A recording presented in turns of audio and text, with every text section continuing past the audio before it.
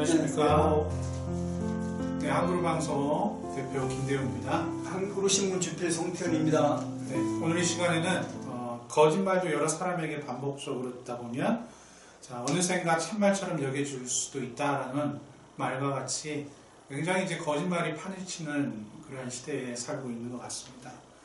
실제로 거짓말을 잘하는 사람들 있는데요. 그런 사람들을 보면요, 거짓말하는 사람들이 순진하고 정직한 사람들을 바보 취급하는 그런 시대가 아닌가 생각이 드네요. 예, 우리 한그루 신문 그 4월 말일자 13면에 있는 정치면에 김병훈 교수님이 쓴 글을 제가 읽었지 않습니까? 이분은 뭐 서울대학교를 졸업하시고 사실은 그 원예학 전공이세요.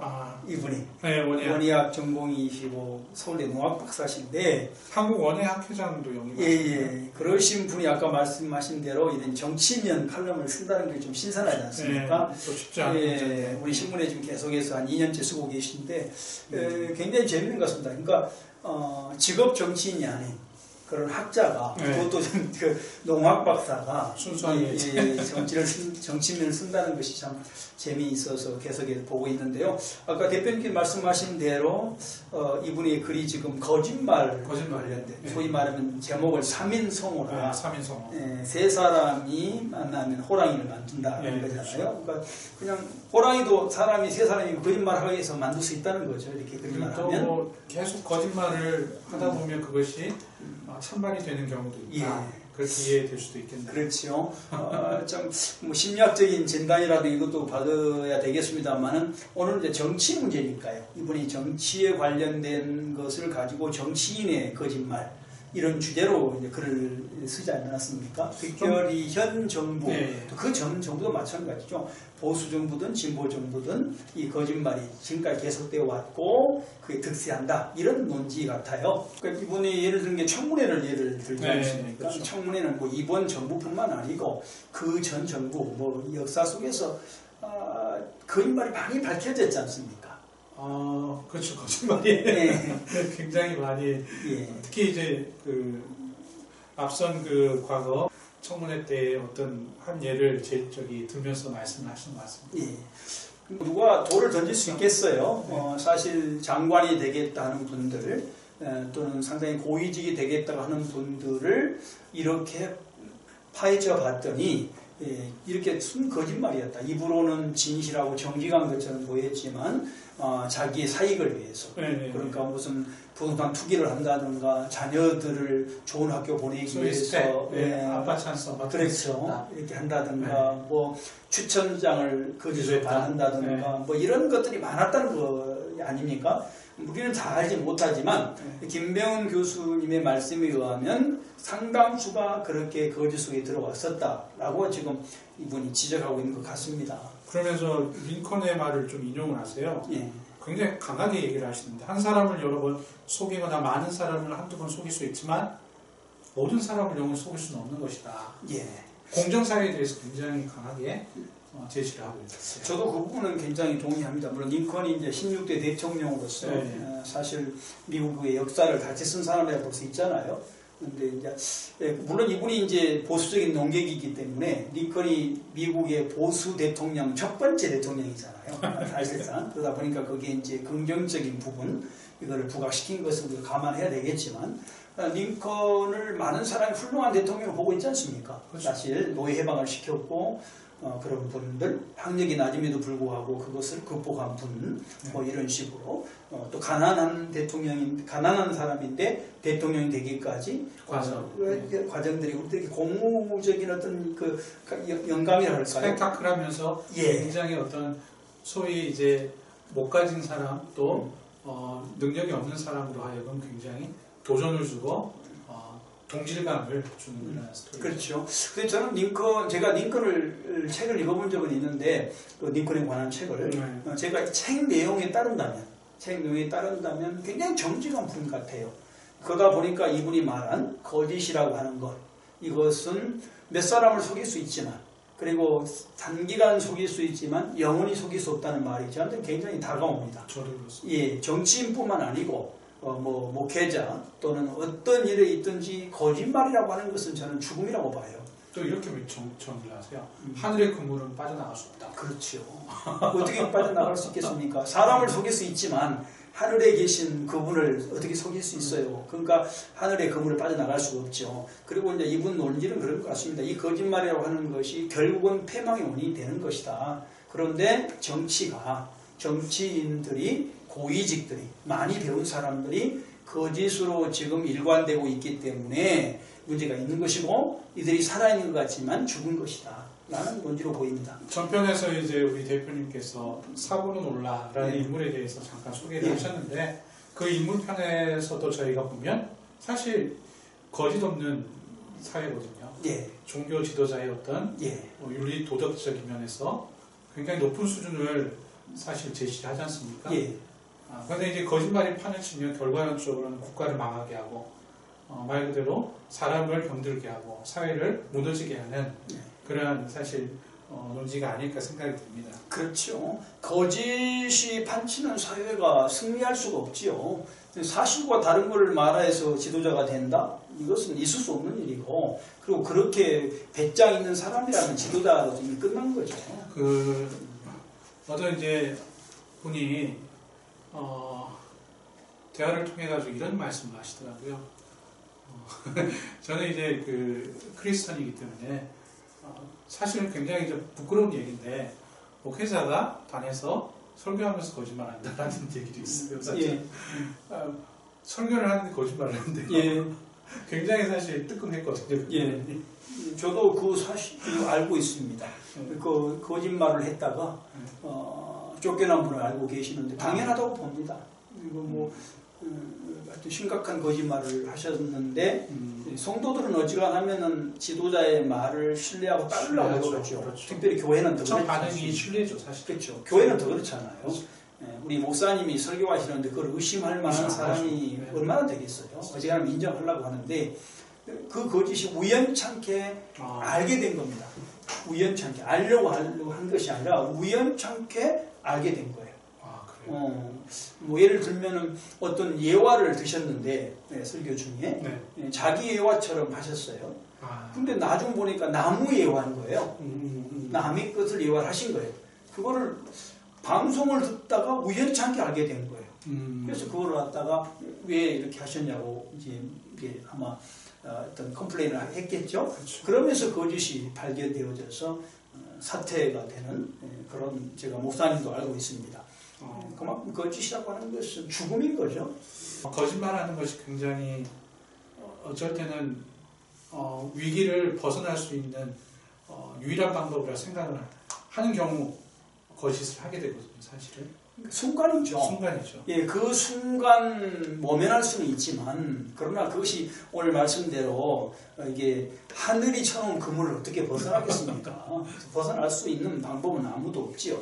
그래서 이분이 지적한 저는 그 거짓, 정치인의 거짓에 대해서는 굉장히 저는 관심을 갖게 되고요. 특별히 이제 내년 대통령 선거가 남지 않습니까? 내년 대권이 한 5월달, 그렇죠. 5월달일 텐데 대권에서 아마 거짓이 또 드러나게 되고, 그것이 판별이 되어져서 정말 정직한 대통령이 좀 됐으면 좋겠어요.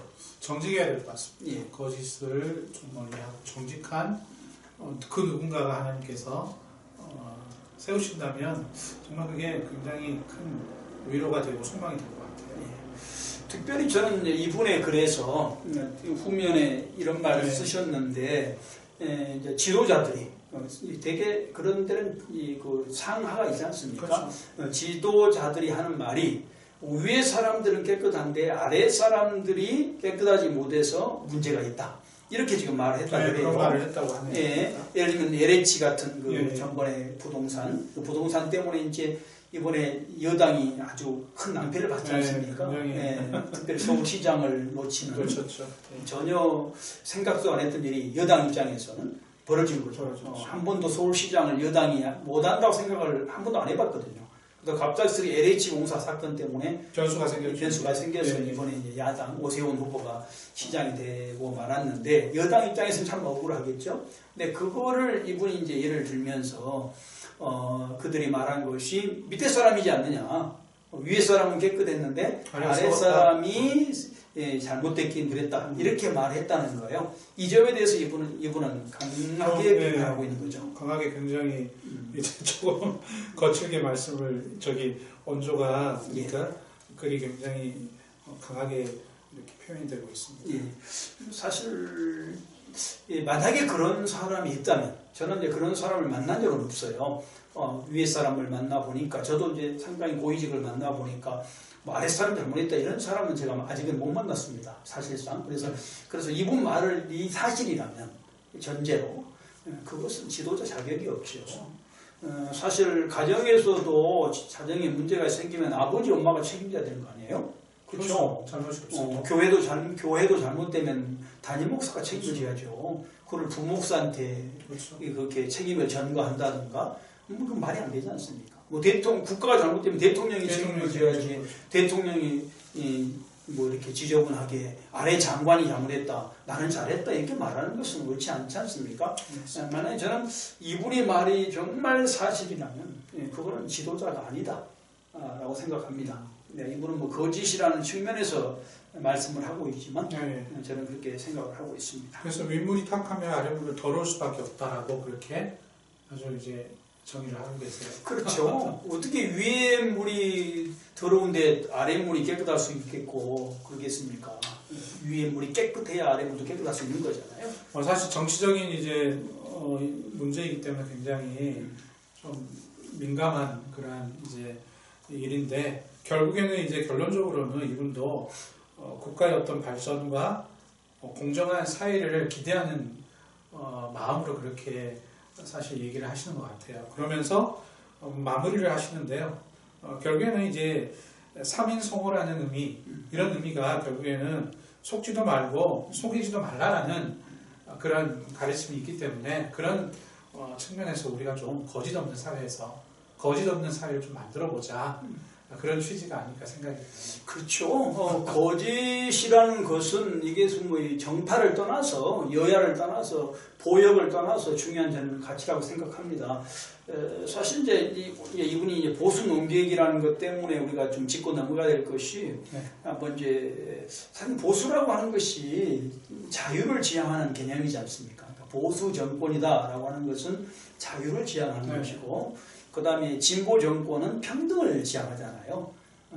그러다 보니까 자유를 지향하는 보수가 정권을 잡게 되면 일반적으로 뭐 대기업이라든가 이런 자유롭게 성장할 수 있는 기회를 주지 않습니까? 그런데 보수가 정권을 잡게 되면 어떠냐면 가난한 자를 위해서 가난한 자를 위해서 거기에 많은 정책을 쓰고 사용하기 때문에 세금을 걷어서 나눠줘야 될 것 아닙니까? 그래서 약간의 차이가 있고 다른 것이 있지 않습니까? 다른 것이 그런 것이 이제 진보와 보수이기 때문에 항상 건강한 나라는 진보와 보수가 항상 같이 있는 것이고 서로 견제하고 균형을 잡는 거잖아요.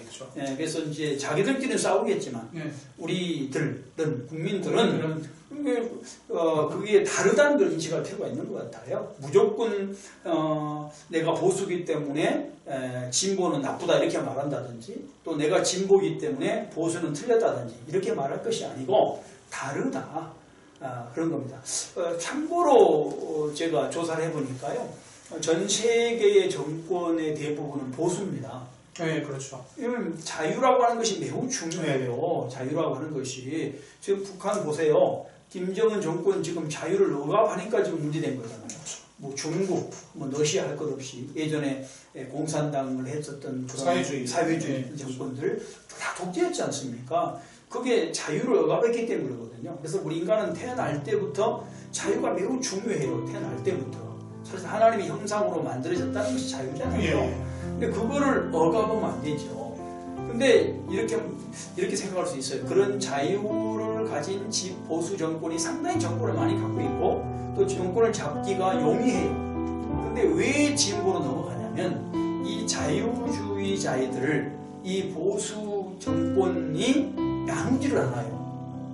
치부를 한단 말입니다. 자기 것으로 치부를 하고 가난한 자에게 나눠줘야 되는데 나눠주지를 않는 거예요. 그래 독점을 한 그렇죠. 그러다 보니까 진보 정권을 세워서 나눠주도록 한다라는 그런 정치 원리가 있어요. 논리가 있고 그래서 그런 점을 좀 이해를 하고 글을 읽을 때 좀 균형을 잡으면 어떨까 생각을 하게 됩니다. 예.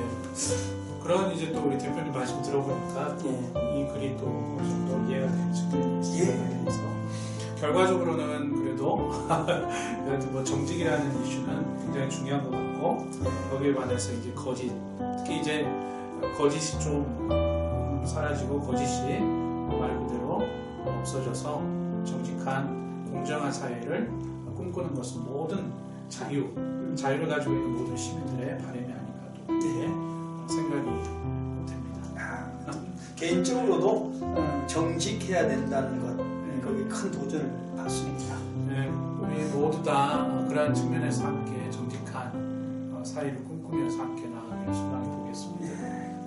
감사합니다. 네, 감사합니다.